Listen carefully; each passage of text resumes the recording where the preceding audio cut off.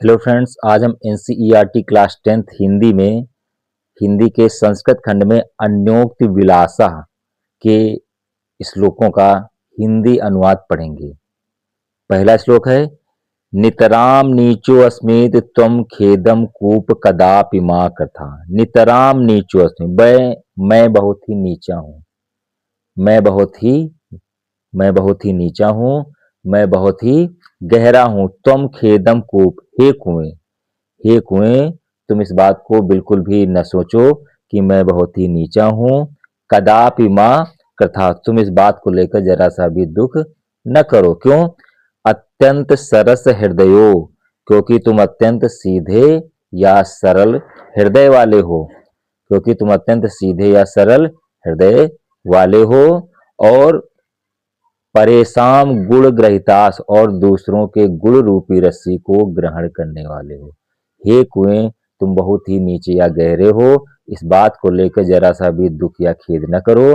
क्योंकि अत्यंत सरस हृदयो, क्योंकि तुम बहुत सीधे या सरल हृदय वाले हो। और यतः परेशान गुण ग्रहितास, और दूसरों के गुण रूपी रस्सी को ग्रहण करने वाले हो। दूसरा देखिए, नीर क्षीर विवेके हंसालस्य तुम्हें तनुषे चेत, विश्वम अनुधान्या कुल व्रतम पालिशिता का।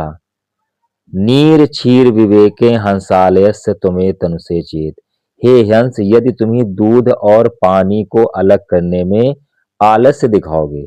हे हंस, यदि तुम्हें दूध और पानी को अलग करने में आलस्य दिखाओगे, तो विश्वम अनधान्य का, तो इस संसार में विश्व को रास्ता कौन दिखाएगा।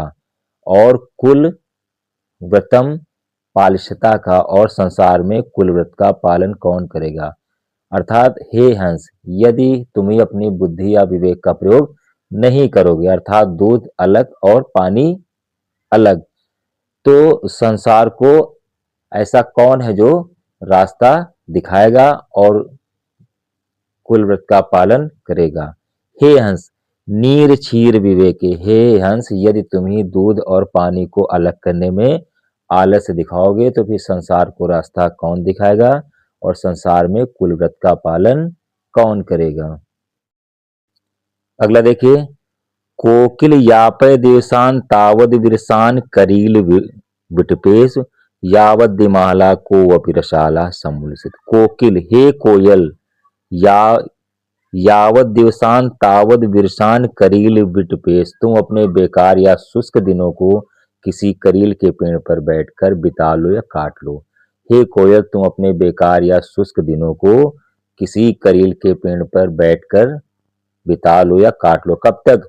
यावत दिमाला को अभिरसाला समुल्लषत, जब तक कि किसी आम के पेड़ पर बौर नहीं आते, तब तक तुम जो है अपने बेकार या शुष्क दिनों को किसी करील के पेड़ पर बैठकर बिता लो।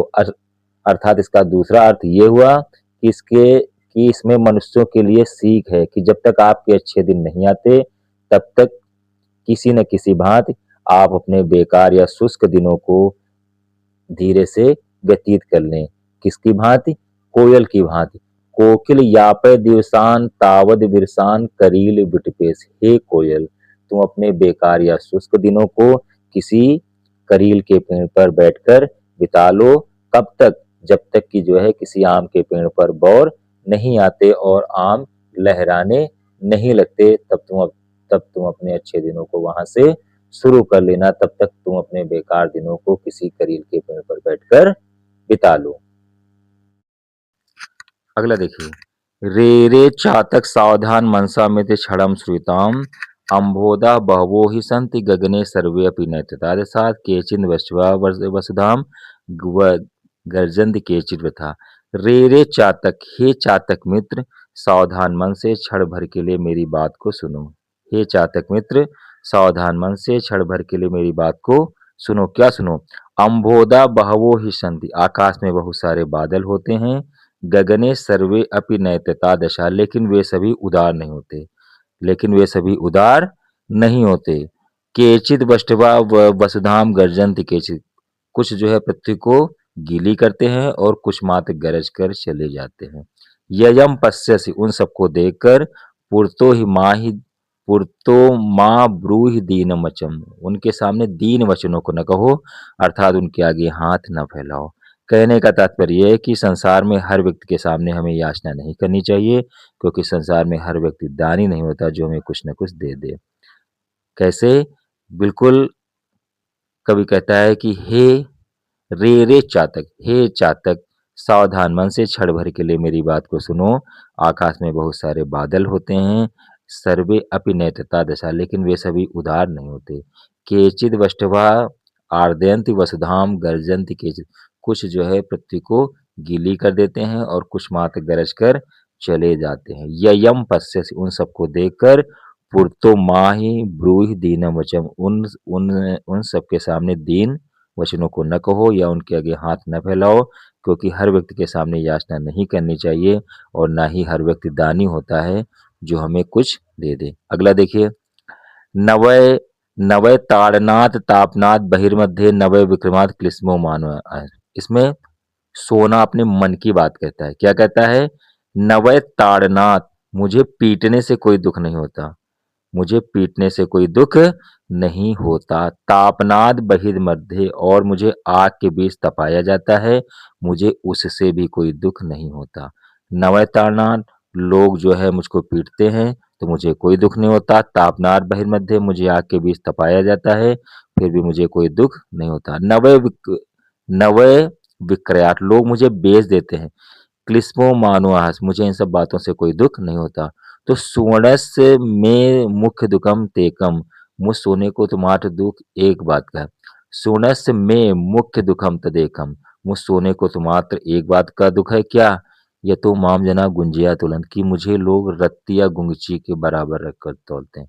अर्थात तात्पर्य ये है कि सोना सोना ये कहता है कि मुझे लोग पीटते हैं, मुझे लोग बेच देते हैं और जो है मुझे लोग आग के बीच तपा देते हैं। मुझे सब इन सब बातों से कोई दुख नहीं होता, लेकिन मेरी तुलना किससे करते हैं? तुच्छ तुच्छ चीज़ से। किससे? रत्ती, जिसको हम जो है गुंगची बोलते हैं, उससे जो है मेरी तुलना करते हैं। तो उसके एक जो है साइड में गुंगची रखते हैं और एक साइड में मुझको रखते हैं। तो मेरी तुलना किससे करते हैं? छोटी वस्तु से। अर्थात मु अर्थात मुझे सोनस में दुःखम एकम, मुझे तो मात्र दुःख एक बात का है, ये तो माम जना गुंजिया तुलन, कि मुझे लोग रत्ती के बराबर रखकर तौलते हैं। अगला देखिए, लास्ट वाला देखिए, रात्रम गमिष्यति भविष्यतम सुप्रभातम भास्वानुदेशस्य हसिष्यति पंकजः। रात्रम गमिष्यति, फूल में बंद भंवरा, शाम के समय एक भंवरा फूल में जैसे ही बैठता है वैसे ही सूर्यास्त होता है और वो भंवरा फूल में बंद होता है। तो वो भंवरा सोचता क्या है उसके बारे में है कि रात्रम गमिष्यति, रात बीत जाएगी, भविष्यति, और भविष्य में क्या होगा? सुंदर सा सवेरा होगा। भास्वानुदेशस हसिष्यति पंकजाला, फूल में बंद भंवरा सोचकर बार बार हंसता है और भविष्य के सपने देखता है। इत्थम इत्थम विचयन्ति कोश गते दुरेफे, और ऐसा वो बार-बार सोचता है, ऐसा बार-बार विचार करता है कि जो है रात बीत जाएगी, भविष्य में सुंदर सा सवेरा होगा, भास्वा अनुदेशज, और सूर्य का उदय होगा और जो है कमल के झुंड अपने आप खिल जाएँगे। तो ऐसा वो बार-बार फूल में बंद भंवरा सोचता है।